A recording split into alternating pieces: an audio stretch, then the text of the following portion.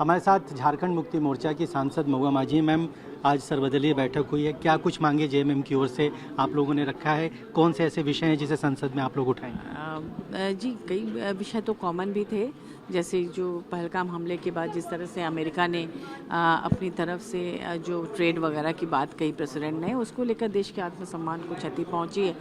तो इस तरह से प्रधानमंत्री जी को आकर इस पर बात करनी चाहिए कि कौन सा ट्रेड है, क्यों बार बार अमेरिकी प्रेसिडेंट उसका उल्लेख कर रहे हैं, इसको लेकर बात थी। फिर मैंने महिला रिजर्वेशन बिल पर बात की कि इसको लेकर आपने स्पेशल सत्र बुलाकर आपने अनाउंस तो कर दिया, नारी वंदन अधिनियम वगैरह, लेकिन ये नहीं बताया कि वो कब तक होगा। तैयारी करनी पड़ती है किसी भी चुनाव लड़ने की। अब जो डिलिमिटेशन होगा, उसके बाद फिर महिलाओं के लिए कौन सा सीट आरक्षित होगा, कौन से सीट पे महिलाएं अपनी तैयारी करें ताकि पूरी ताकत से आए। कई पुरुष भी इसमें कंफ्यूज हैं कि उनका जो विधानसभा या लोकसभा क्षेत्र है उसमें क्या बदलाव आएंगे।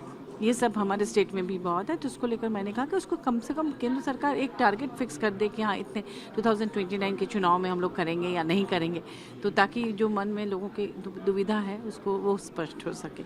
मैम, कल इंडिया गठबंधन की भी बैठक हुई थी, हेमंत सोरेन भी उस बैठक में मौजूद थे। एक स्ट्रेटेजी बनाई गई है, सामूहिक रणनीति, संसद में तमाम मुद्दे हैं जिस पर सवाल पूछे जाएंगे। आज उद्धव ठाकरे ने कहा है कि इंडिया अलायंस में ईगो हावी है, कई नेताओं के इंडिविजुअलिज्म ज़्यादा है और इंडिया अलायंस अब एक तरह से डिक्लाइन। नहीं, ऐसा नहीं है, डिक्लाइन नहीं है, लेकिन देखिए हर स्टेट में अपने ही पार्टी के अंदर आप देखेंगे, जयपुर इलेक्शन जब वहाँ पर इलेक्शन हुआ राजस्थान में, उसमें अपने ही पार्टी के अंदर, भाजपा के ही अंदर कई खेमे बन गए, उनमें आपस में एकजुटता नहीं रही, या एक तरह से देखा जाए सबकी अपनी अपनी राय थी, मन मुटाव था। तो इतनी सारी पार्टियां मिलकर एक अलायंस हुआ है, तो निश्चित रूप से कई बार अपने मुद्दे आ जाते हैं कि किनको सीट शेयरिंग में हिस्सेदारी मिले नहीं मिले। तो इस तरह से मुझे लगता है कि ये कोई बड़ी बात नहीं है। चुनाव आते आते सब ठीक हो जाता है, सब लोग एकजुट होकर लड़ेंगे चुनाव। बहुत शुक्रिया, थैंक यू।